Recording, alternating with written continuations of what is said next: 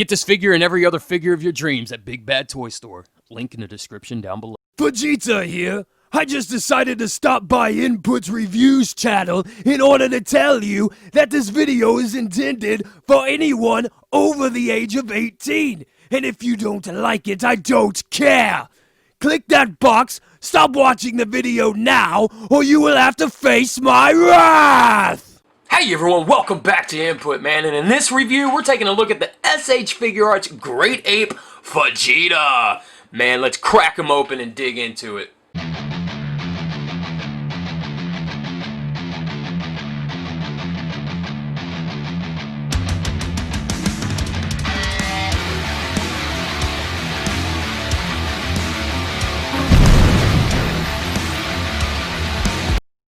Alright guys, now, I've always said this, I normally don't take a look at the boxes, but I thought this box was really awesome. Now this is a stereotypical Shfiguarts type of box where you've got the artwork of the figure here with the open window, but I just really honestly thought that it was super cool that they actually included the figure of the Great Ape Vegeta right here, and they didn't downsize the picture or anything like that. I just thought that was a really nice touch to the box. The side of the box has the same pictures, and it's kind of recreating scenes from the DBZ anime. Vegeta being angry, all battle damaged up, Yajirobe cutting the tail off, saving the day, the only time he would ever be a hero. All of the stuff here on the back, you know, it's just selling points for the figure, the toy, and all that stuff.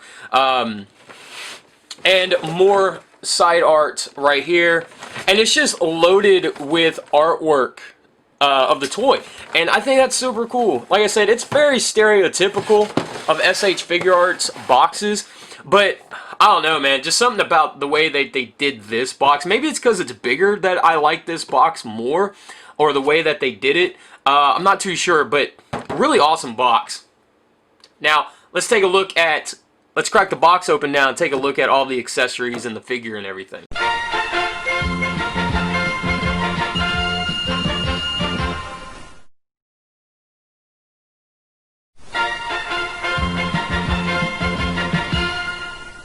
Alright guys, so right here we have every accessory that comes in the box. You have the multiple hands, the face, the tailpiece, little baby Yajirobe, which is probably my favorite accessory in the box. You do have a little Yajirobe stand piece, which I'll show you guys what this is for later on in the review. And you've got the cut-off tail piece, which isn't painted on the inside where the bone is, which I think is a really missed opportunity right there. I mean, they could have, you know, painted it white and red and everything in there. But yeah, this is the part where Yajirobe cuts Vegeta's tail off and he goes back to his humanoid form. So, but yeah, missed opportunity there with the paint and everything. They really could have done something. You do get Vegeta's battle damaged face where he's missing the eye, which I'll show you guys how to swap out faces and stuff as well when we get to that. You do get two fists, one for the left, one for the right, and you do get this these two hands where he's gripping Goku, and this just kind of recreates the fight between Vegeta and Goku. Now, this is something that's really cool because I think that it does look like all of this is molded separately. So there's three pieces here, and it's all kind of glued together, which I think is super cool. It's not one giant sculpt. It's three different pieces, and then they just glued them together, which I think is really cool. And the face sculpt on Goku is amazing. I know the camera may not be picking it up, but they really could have cheapened out and just, you know, I don't know, just painted the mouth open and stuff, but the mouth is sculpted in, it's sculpted open. They did a phenomenal job on this face for Goku. It looks very reminiscent of Goku, and it's just really well done. I love that. And then the biggest accessory of all is you get the stand for Vegeta himself. Now, the figure, if you guys caught my Instagram unboxing of this guy, the figure stands up fairly decently on his own, but he has toppled over once without me using the stand. So I am a very firm believer in this stand now, because you don't want to spend the money that this figure cost and he fall over and break or whatever, when it's really simply easy to avoid that because he comes with a stand. Now the stand does play a two-part role here, which we'll get to in the actual figure review. So, you know what? Let's stop talking about the stand and let's grab Vegeta and talk about it.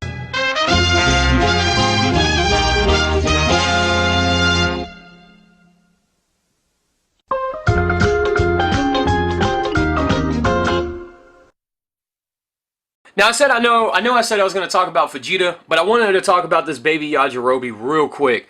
There's a lot of going on here with this Yajirobe, and I think it's super, super cool. Now, just like that Goku that's in the two fists, or the two hands of Vegeta, this is sculpted extremely, extremely well, especially in the face. The face sculpt is done beautifully on this. Again, they could have easily cheapened out, considering that this guy is supposed to be on the back side of Vegeta, using the stand and all that stuff. And like I said, I'll show you guys when we get to it.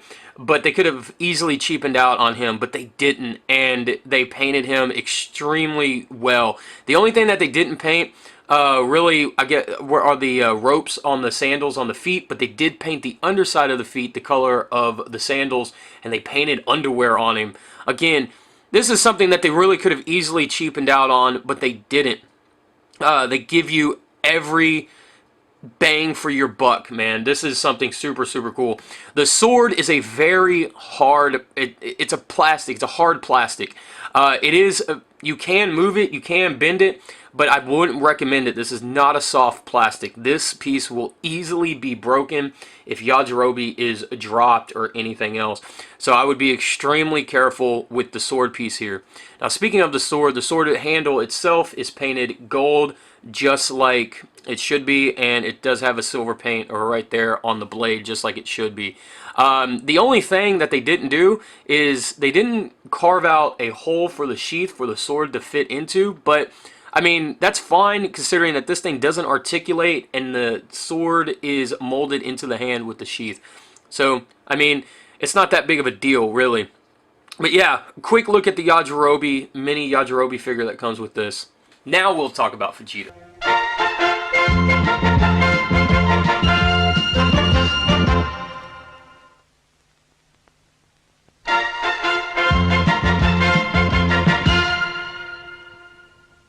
Alright guys, so here we have Great Ape or Uzaru form of Vegeta. Now, this guy, like I said, if you guys caught my unboxing on Instagram, I did unbox this guy and take him out of the box, and he is hefty. He's got some just amazing weight to him. Again, for the price tag, I really feel like that it's completely worth it. Like, I feel like I got every last penny for my buck here, you know? So he is super hefty, and this is like what I was saying, is that I feel like he needs to stand. He does stand fine. As you can see, he's standing fine on his own, but I feel like he might be a little back heavy because of, you know, just because of the way his legs are shaped, and because there's a little bit more on the back side, so to speak, than the front side. I feel like that makes him just slightly back heavy, and he does want to topple over. But to kind of remedy this, you guys can lean him forward a little bit, and he works out perfectly fine.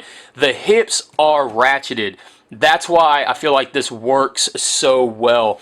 But the legs are ratcheted, the knees are ratcheted, so we'll, as you can see, I'm sure you guys can hear that. So the thighs are ratcheted, the knees, double kneed articulation, both knee sockets are ratcheted.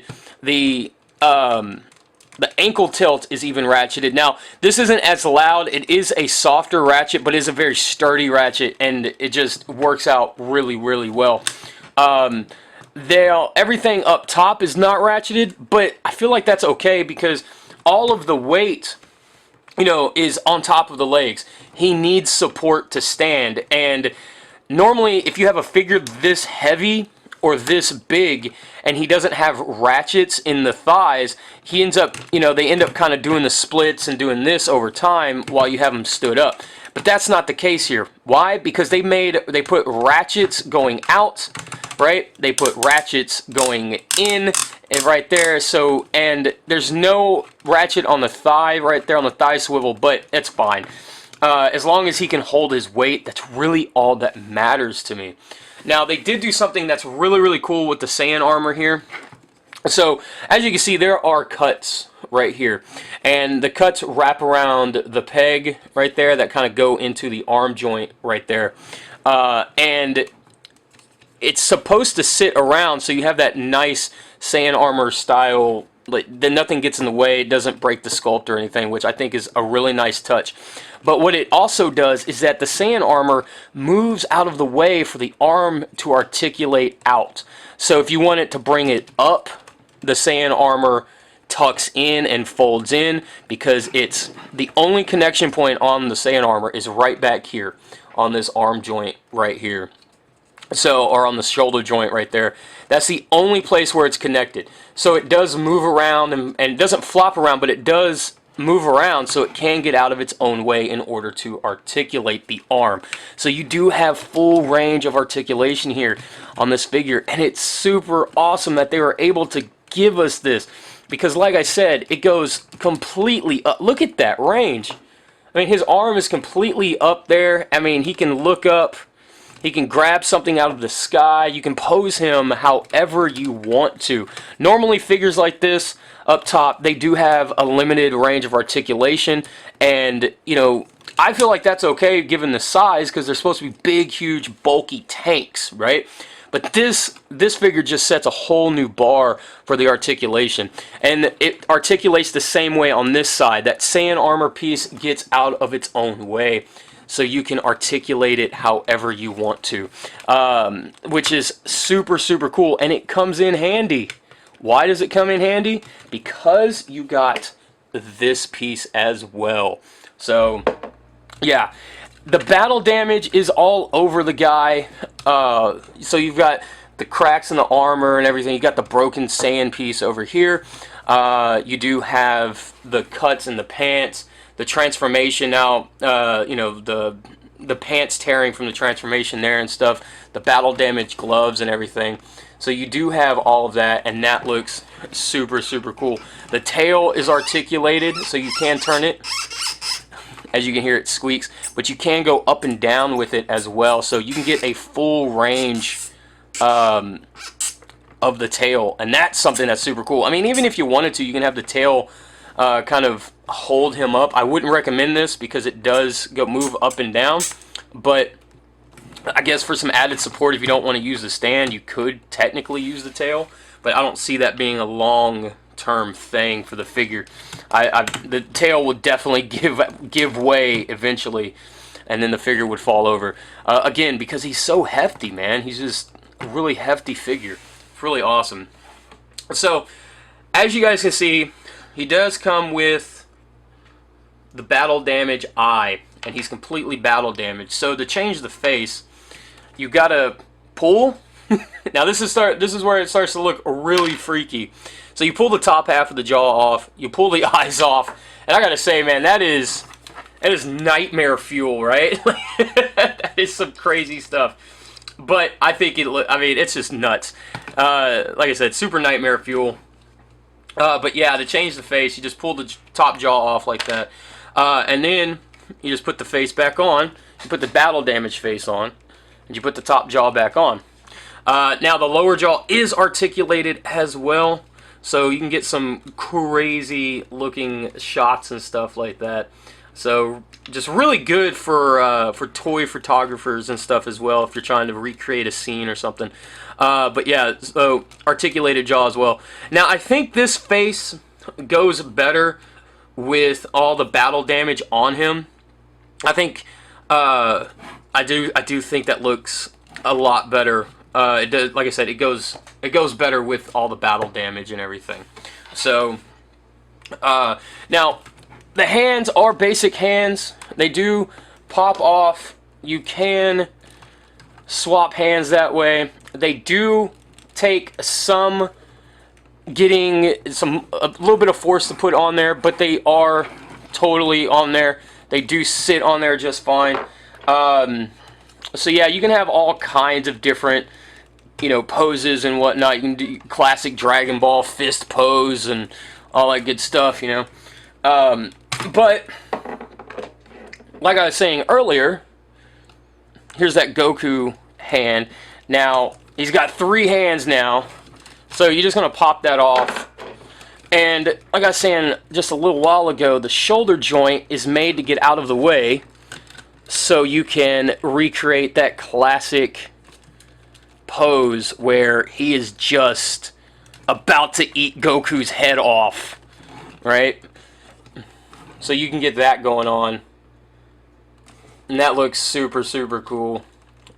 I mean, I love options like this, you know. This just blows me away that they even gave us this, where he's fighting Goku like this. Like I said, it just blows me away that that's even an option. Absolutely dig it. Love it so much. So, yeah. Well, guys, let me try and sturdy him up real quick. Take Goku off.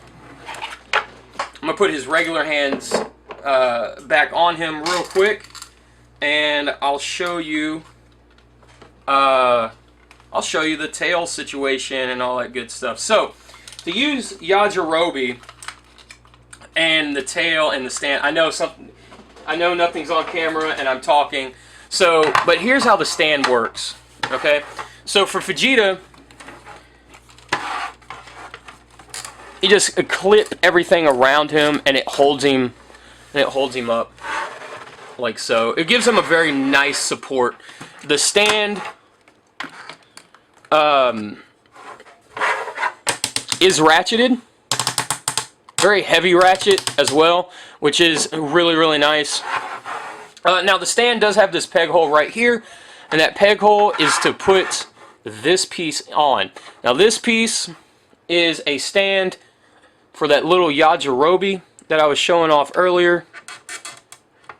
And so to recreate the scene, you take Vegeta, pull the tail off, and you get the little baby tail, the cut off piece, and you put it on like that, little tail stub, and there you go. You guys can recreate that classic scene where Yajirobe cut the tail off and he sits right behind. It's a nice little nod. And then what you can do, you can take the bigger part of the tail and just kind of put it at his feet to kind of recreate that entire scene. So I think this looks awesome. And again, I love the options here, guys. This is something super, super cool to me. So yeah, I dig it. I love it. I love it so much. So let's dig into the size comparisons real quick with this guy.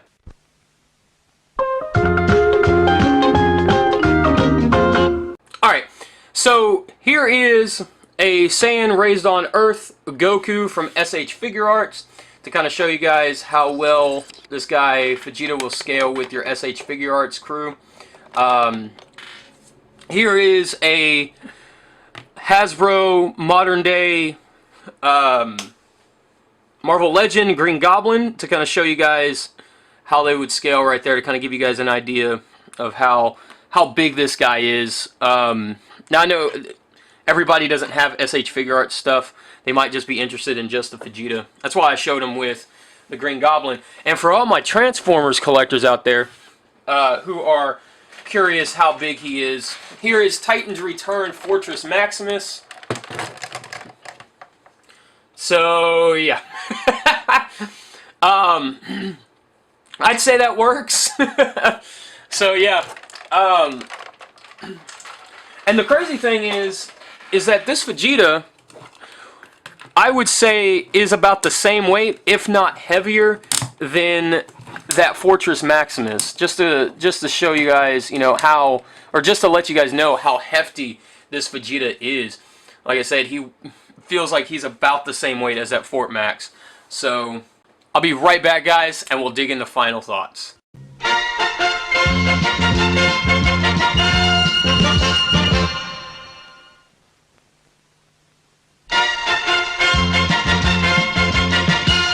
Alright, guys, final thoughts on this guy. I mean, he's awesome. He has done extremely well. The colors are the right colors. He's sculpted magnificently. And even, like I said, the shoulder, the Saiyan armor and stuff, it all gets out of the way for articulation. This guy is a beautiful, beautiful figure. It is a great display piece. Great addition to any Dragon Ball fan. And like I said, you know, even there's no paint here on the inside of the tail where there should be. And that's it. That's the only negative that I have on this figure. And the paint isn't even that, on the missing of the tail, isn't even that big of a deal to me, to be honest. Because, I mean, how are you going to display that? Like this? At an angle? You know, like, it's just, so like I said, the paint on the tail piece missing isn't that big of a deal. But I absolutely love this figure. He is done extremely well. There was a lot of love put into this guy. A lot of love. And this figure to me kind of goes to show that, you know, like a Field of Dreams type of mentality that I feel like toy companies should adopt, is that if you build it, they will come. And this is the perfect example of that. And I think he's totally worth the price of admission that you guys would pay for this. Like I said, it's just a beautiful done figure. He's done extremely well. And all the little nuances that even, you know, they even battle damaged up the alternate hands to kind of go with the motif. You know, here's a pointing finger. They etched in thumbnails, you know, into the plastic. It's very lightly done. It's very much so like a tight glove over a finger. So there is the impression of the fingernail and stuff. Just a lot of attention to detail with this guy, and a lot of love put into this guy. From the sculptors, from Shfiguarts and Tamashii Nations and everything. It's done extremely well. I wouldn't sleep on this, guys. If you guys do have the money to pick this guy up, I definitely would. It is a hard recommend for me. As always, guys, thanks for watching. I love all you guys out there. Stay safe. I'll see you guys next video. And as always, cut it out. Later, guys. Your father was an average fighter, Kakarot, but he was a brilliant scientist.